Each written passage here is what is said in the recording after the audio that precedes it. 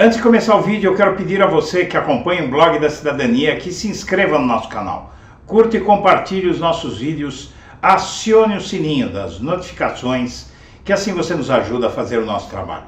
E vamos ao vídeo.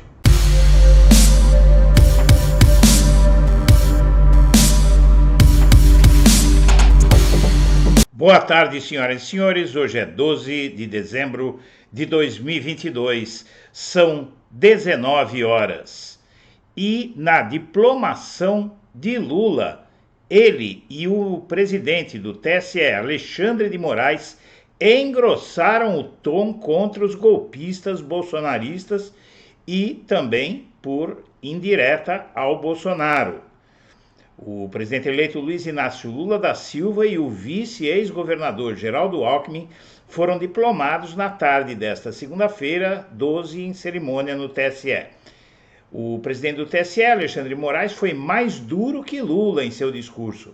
Ao defender o processo eleitoral e o resultado deste ano, disse que vai responsabilizar extremistas autoritários e criminosos que atacaram a democracia.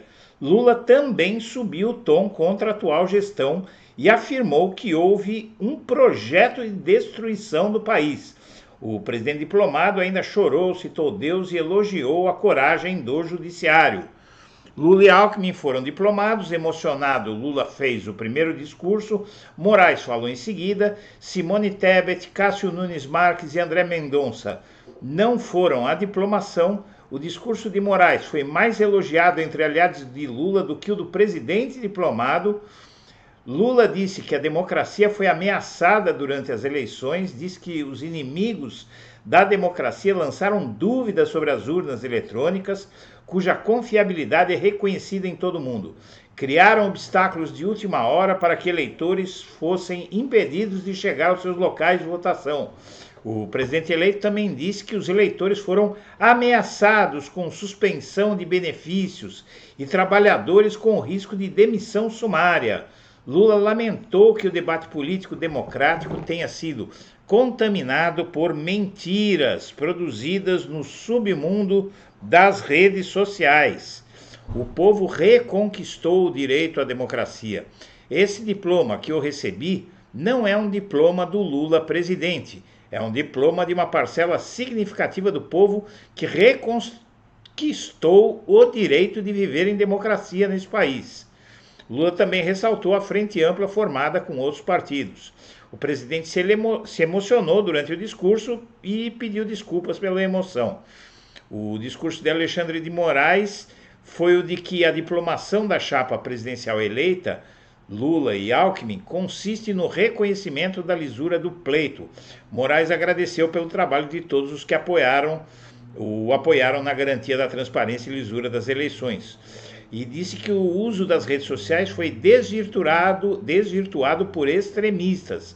A utilização das redes sociais como instrumento democrático de acesso à livre manifestação do pensamento foi desvirtuada por extremistas no intuito de desacreditar notícias veiculadas pela mídia brasileira.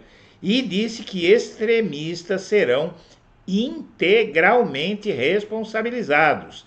Disse que essa diplomação atesta a vitória plena e incontestável da democracia e do Estado de Direito contra os ataques antidemocráticos. E o trecho acima foi incluído de última hora por Moraes em seu discurso. A cerimônia começou com muitos aplausos ao presidente do TSE, que foi aplaudido vários minutos de pé. E a Globo, na cobertura da diplomação do Lula, faz um comentário entre esses três que estão nessa foto, dizendo basicamente que o Lula pode entrar também, além do papel mundial do Lula na defesa do meio ambiente, ele pode entrar no combate mundial ao extremismo de direita, que equivale dizer ao nazismo. Na Globo News, no programa Globo News+, um trio de analistas comenta que Lula, além do papel de estadista, pode pôr o Brasil no combate mundial à extrema-direita, aludindo ao movimento neonazista que prolifera no planeta. A reportagem foi amplamente marcada por um apoio decidido e claro aos papéis do ministro Alexandre de Moraes e do presidente Luiz Inácio Lula da Silva. Além disso, os analistas disseram que a campanha do PT para derrotar Bolsonaro foi amplamente baseada na experiência do presidente norte-americano Joe Biden na luta contra o extremismo de direita de Donald Trump. A reportagem também deixa claro que a campanha de Lula estudou a invasão do Capitólio em janeiro de 2021 pela extrema-direita trumpista e citou que grupos de estudo em todo o mundo identificaram as digitais de grupos extremistas neonazistas na campanha de Bolsonaro em 2018, o que permitiu prever as ações do bolsonarismo nas recentes eleições por aqui. Como exemplo da mundialização dessas estratégias extremistas de direita, a celeuma da extrema-direita em Portugal sobre os tais banheiros unissex citados igualmente por Bolsonaro semanas atrás. Lá, a mesma coisa do que aqui. Fica patente que, pelo menos por enquanto, o regime de salvação nacional está se constituindo no governo Lula. E o regime de salvação nacional em que se está constituindo o governo Lula pode impedir que por aqui o neonazismo prolifere como está proliferando na Europa, nos Estados Unidos e em outras partes do mundo. A matéria é da redação do Blog da Cidadania. 20 dias antes de ir reforçar bloqueio de rodovia em Mato Grosso, caminhão foi barrado pela Polícia Rodoviária Federal com 3 toneladas de drogas, que patriota também não é de ferro. A carreta que se dirigiu à capital matogrossense para reforçar ato contra o resultado do segundo turno das eleições, servia ao tráfico, quando seu motorista foi flagrado levando 2,9 toneladas de maconha e 103 quilos de skunk, uma droga muito poderosa, sob cargo de farelo de soja. Aqui você vê que esse patriotismo também é remunerado, né?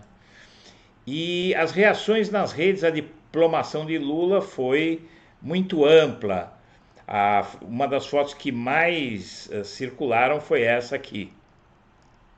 Além disso, tem alguns comentários, vários comentários de aliados e simpatizantes de Lula, e também os bolsonaristas esperneiam. E Cláudio Castro deve devolver 3,2 milhões de reais ao Tesouro Nacional, diz o Ministério Público Eleitoral do Rio de Janeiro. A Procuradoria pede rejeição das contas de campanha do governador eleito e do vice-governador Tiago Pampolha.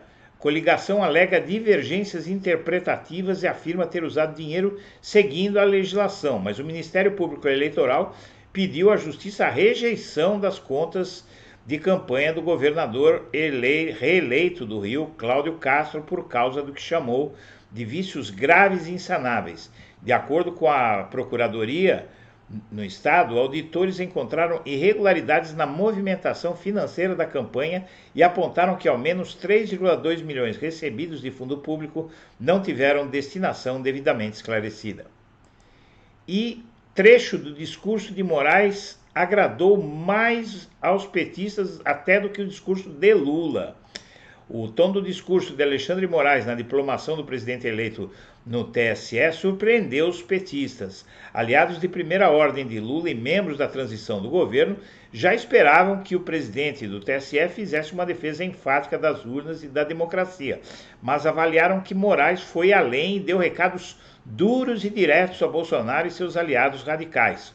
O trecho mais elogiado do discurso foi quando o ministro e presidente do TSE afirmou que os responsáveis por ataques antidemocráticos serão integralmente responsabilizados. Isso significa cana. E Câmara deve adiar a votação da PEC da transição. Está subindo no muro a votação da PEC da transição na quarta-feira, como queria o governo eleito. Hoje o adiamento é quase certo. Motivo: não há certeza de que a proposta teria os votos necessários para a sua aprovação, ou seja, um mínimo de 308 votos com um total de 513. E não há nova data em vista para pôr o texto em votação. Mais uma dor de cabeça para Lula resolver. E plano ambiental de Lula pode incluir até Big Brother, ou seja, sistema de monitoramento da Amazônia por câmeras. Lula planeja um modelo, um sistema modelo de preservação ambiental no Brasil.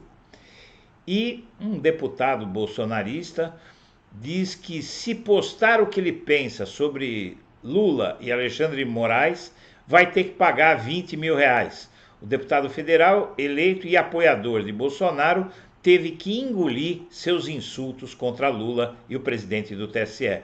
Antes assim, não é? E Haddad marca almoço com o bolsonarista do Banco Central, Campos Neto, em busca de agenda para tranquilizar o mercado. Detalhe, Campos Neto tem mandato como presidente do BC e ele e o resto da equipe do Comitê de Política Monetária podem subir os juros independente do que queira o governo federal, ou seja, Lula. Minha amiga, meu amigo, nós agradecemos a atenção e estaremos de volta ao meio-dia. Um abraço para todo mundo.